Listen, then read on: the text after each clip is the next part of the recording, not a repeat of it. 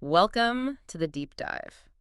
Today, we're tackling something, well, pretty fundamental to how modern businesses operate: corporate social responsibility, or CSR. hmm We're not just talking about, the feel-good stuff.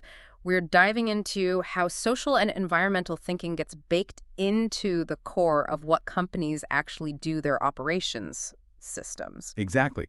And we've got some really insightful material today. It shows how different companies are grappling with this. Right. We'll be looking at everything from, say, where they get your materials to what they do with waste, all through this lens of, well, acting responsibly towards the environment and society.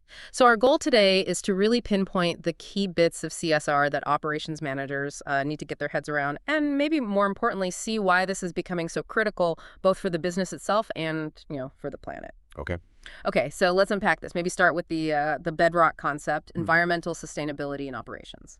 Right. So at its heart, environmental sustainability here, it means making business decisions that let the company and society interact with the environment in a way that, well, that can last Mm. to the future. Okay.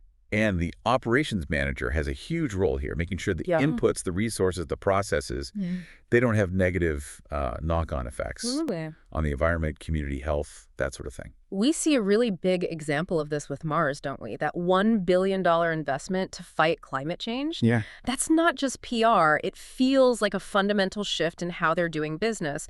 It probably involves, serious R&D into new farming methods, rethinking their whole supply network. Absolutely. It suggests, genuine CSR often needs these bold systemic changes, not just fiddling around the edges. Yeah, not just tweaks. And it's interesting, this thinking isn't just for the big consumer brands. Look at Downer Group. They're an infrastructure.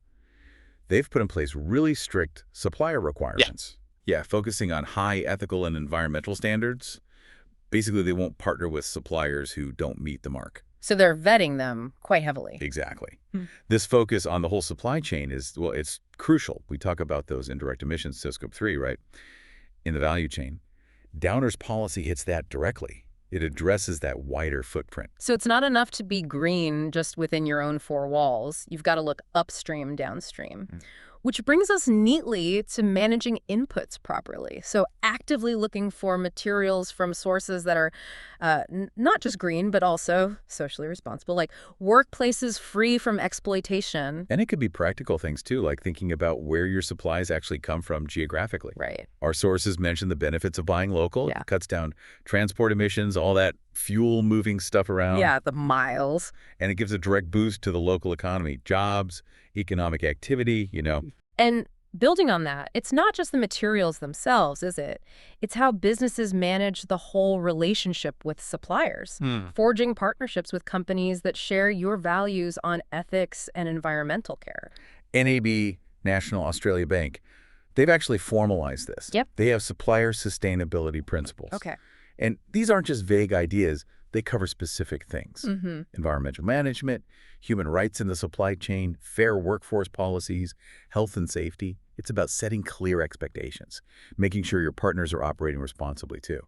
And that same idea applies inside the company, right? How you treat your own staff. Yes. Going beyond just the legal minimums, providing facilities, tech that genuinely support employee health and well-being. Yeah. We're talking about things like ongoing training, proper professional development, fair pay that reflects their work, and just good, positive working conditions, creating an environment where people feel valued and engaged. Absolutely. Recognizing employees as, well, key stakeholders. Exactly. Treat them right. Okay, let's flip to the other side then. Managing the relationship with customers responsibly. This feels like it goes way beyond just selling something. Oh, definitely. It's about building and keeping trust, ethical behavior in every single interaction. So, starting with the product itself. Precisely. Making high-quality stuff that actually delivers value and, crucially, is safe and reliable. Right? And the sources give us a really good contrast here. You've got NE again making their ATMs audio-enabled multilingual. Oh, yeah, I remember reading about that. That's proactively thinking about diverse customer needs, real accessibility. But then you have the flip side, that ComInsure case, Commonwealth Bank's insurance arm. Yeah, that was tough. The allegations about how they handled claims from terminally ill customers, It's a stark reminder, isn't it, of what happens when that customer relationship isn't managed with integrity. Huge reputational damage, and more importantly, the real human impact. It just hammers home the ethics has to be embedded, everywhere, every customer touch point. Which brings us to another operational output, waste.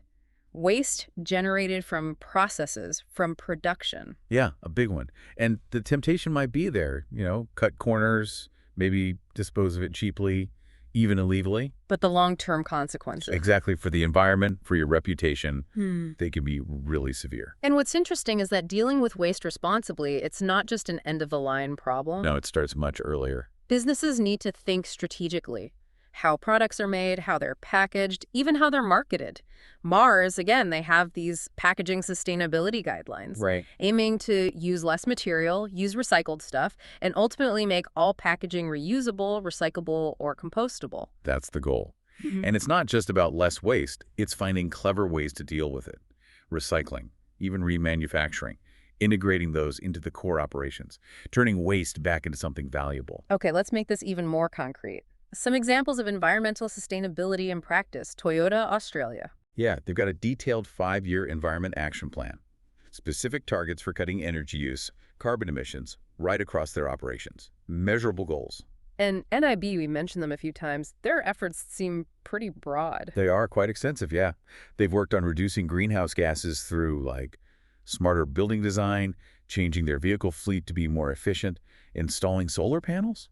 So tangible stuff. Very tangible. Plus big reductions in office paper use, big investments in green financing, sourcing more renewable energy, and they're tackling e-waste and organic waste recycling too.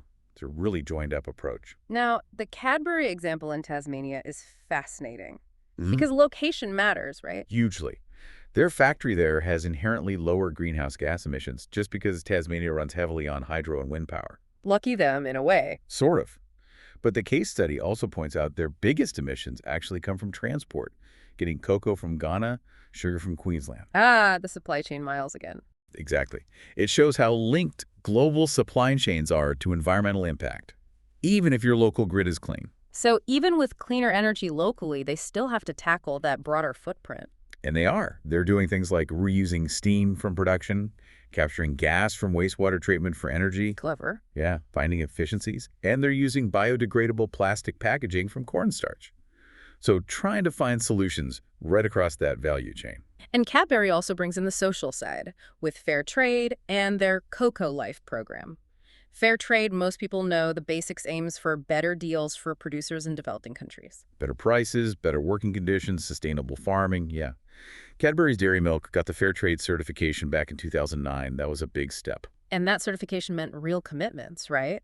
Following ILO agreements on child labor, forced labor, workers' rights, environmental protection. Absolutely. It's about ensuring that label actually means something right through the supply chain. Then they transitioned to their own program, Cocoa Life, backed by, what, $400 million over 10 years? Yeah, a huge investment. That move sparked a bit of debate. I bet. The program aims to empower cocoa farmers, build communities. Mondelez, the parent company, says it's working, that farmers' incomes in Ghana have gone up. But fair trade is still involved somehow. Yeah, they still verify the supply chain, even though the Cocoa Life logo is the main one on the packs now. Fairtrade Australia and NZ, their view was that the partnership could actually boost the positive impact for farmers. Okay.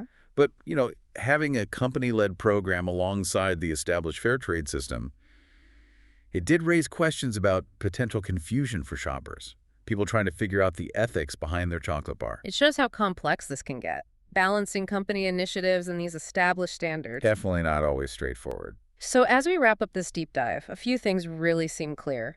Operations managers who get serious about CSR. It's not just about being good.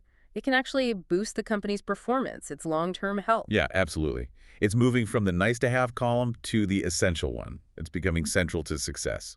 And a core part of that is ensuring inputs are environmentally sustainable and really managing waste smartly, innovatively. Exactly.